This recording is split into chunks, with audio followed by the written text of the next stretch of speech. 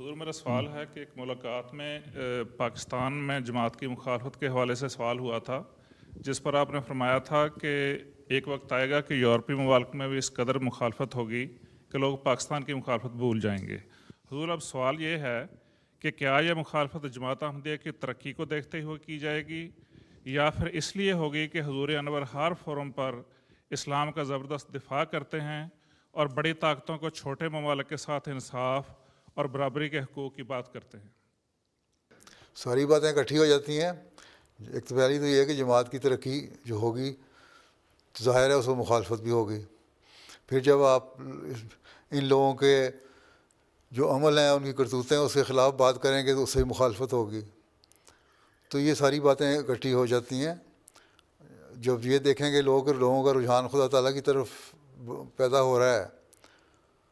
تو پھر ایک طاقت، شیطانی طاقت اس وقت بھی اٹھے گی۔ شیطان کے چیلے جو ہیں ان کو یہ تو برداشت نہیں ہے کہ کسی طرح اللہ کا نام بلند ہو یا اسلام کی تعلیم دنیا میں پھیلے۔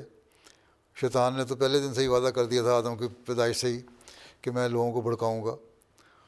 تو اس کے لیے وہ تو اپنی کوششیں جاری رکھے گا۔ باقی مسلمانوں کے عمومی عمل جو ہیں وہی اگر بہتر ہو جائیں ان کو دیکھ کے مخالفت ہوگی، لیکن جماعت احمدیہ جب پھیلے گی اور صحیح اسلام کی نمونہ قائم ہو جائے گا تب مخالفت اور زیادہ بڑھتی چلی جائے گی۔ جب ان کو فکر پیدا ہوگی، تجالی طاقتوں کو فکر پیدا ہوگی کہ یہ جو ہمارا ایجنڈا تھا خدا تعالیٰ کو بھلانے کا اور دہریت کو قائم کرنے کا وہ ختم ہو رہا ہے، اور مسلمان دوبارہ کہیں نفسیاتی طور پر ہمارے ذہنوں پہ غالب نہ آ جائیں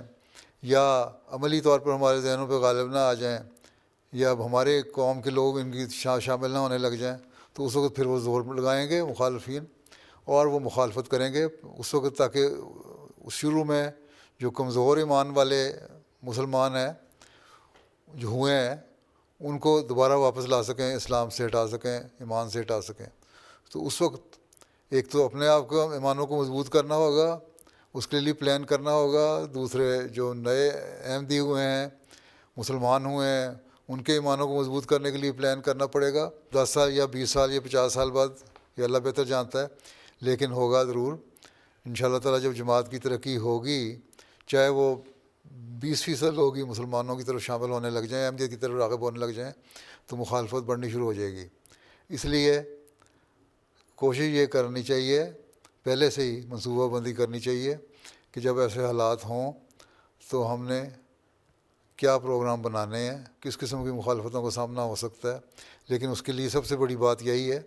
کہ خود اللہ تعالیٰ سے تعلق پیدا ہو، خود اپنے عملی نمونے قائم ہوں، اور ہمارے نمونے ہوں گے قائم، اللہ تعالیٰ سے قائم ہوگا، دعاؤں کی طرف ہماری توجہ ہوگی، تبھی ہم اس کا رد بھی کر سکتے ہیں۔ تو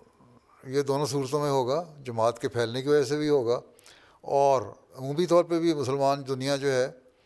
ان کے عمل بھی ایسے ہیں جس کی وجہ سے مخالفت بڑھ رہی ہے، اس میں پھر جماعت بھی لپیٹ میں آ جاتی ہے۔ آج کل تو یہی ہو رہا ہے نا کہ دنیا میں جو مسلمانوں کے عمل ہیں وہ ایسے ہیں کہ کہنے کو تو کچھ ہے، لیکن کہتے یہی ہیں کہ اللہ اور رسول کا نام لیتے ہیں، اس کو غلط کام کرتے ہیں۔ لیکن اس کا نتیجہ ایک یہ مخالفت کا ذریعہ بھی جو اب فوری طور پہ شروع ہو سکتا ہے وہ یہ ہے کہ مسلمانوں کے عمل دیکھ کے جماعت کے بھی خلاف لوگ عمل کریں، اور ہمیں ان کا بعض جگہوں پہ سامنا کرنا پڑتا ہے۔ ہماری مخالفت ہوتی ہے، اس لیے کہتے ہیں تو لوگ مسلمان ہو، پھر ان کو سمجھایا جاتا ہے کہ ہم مسلمان ہیں، لیکن ہم مسلمان وہ ہیں جو اس اسلام کی تعلیم پہ عمل کرتے ہیں۔ تو پھر بعضوں کو سمجھ آ جاتی ہے، بعض کو نہیں آتی۔ لیکن یہ تو عمومی بات ہے نا کہ جو طبقہ شیطان کا چیلا ہے اور دہریت کو دنیا میں پھیلانے پہ زور لگائی بیٹھا ہے، اس نے مذہب کے خلاف ایک مہم چلانی ہے، اور جب احمدیت کا زور زیادہ ہوگا، تبلیغ زیادہ ہوگی،